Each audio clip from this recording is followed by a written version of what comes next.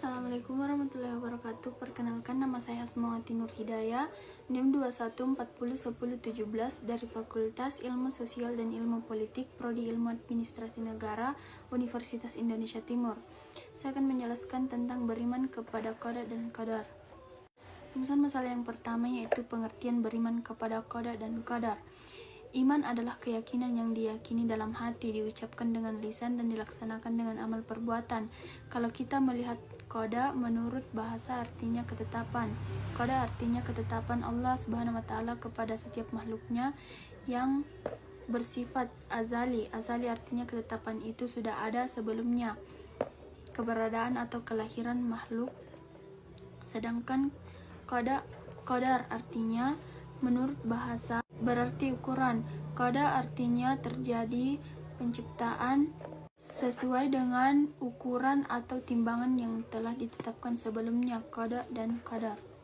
Rumusan masalah yang kedua yaitu macam-macam takdir. Takdir mu'allaq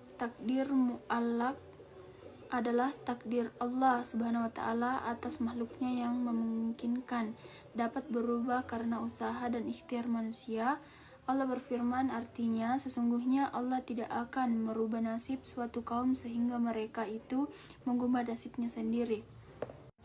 Ar-Ra'd ayat 11. Rumusan masalah yang ketiga yaitu fungsi beriman kepada qada dan qadar. Allah Subhanahu wa taala mempunyai semangat ikhtiar. Ikhtiar artinya melakukan perbuatan yang baik dengan penuh kesungguhan dan keyakinan akan hasil yang lebih baik bagi dirinya.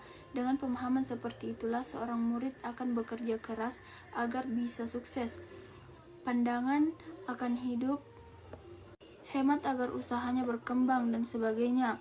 Allah Subhanahu wa taala berfirman, artinya, dan bahwa manusia hanya memperoleh apa yang usahakannya, dan sesungguhnya usahanya itu kelak akan diperlihatkan kepadanya. Quran Surah An-Najm 39-40. Hikmah orang yang beriman kepada qada dan qadar, banyak bersyukur dan bersabar. Orang yang beriman kepada qada dan qadar apabila mendapat keberuntungan maka ia akan bersyukur karena keberuntungan itu merupakan nikmat Allah yang harus disyukuri. Sebaliknya, apabila terkena musibah maka ia akan sabar karena hal tersebut merupakan ujian.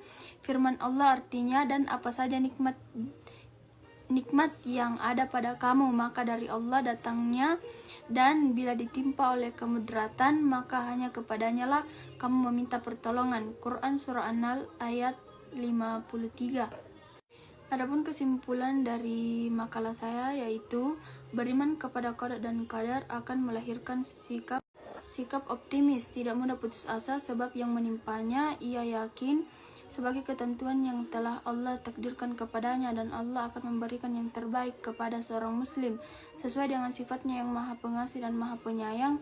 Oleh karena itu, jika kita tertimpa musibah maka ia akan bersabar sebab buruk menurut kita belum tentu buruk menurut Allah. Sebaliknya, baik menurut kita belum tentu baik menurut Allah.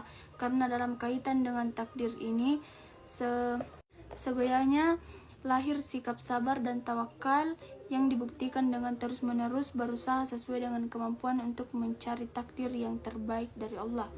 Sekian presentasi dari saya. Wassalamualaikum warahmatullahi wabarakatuh.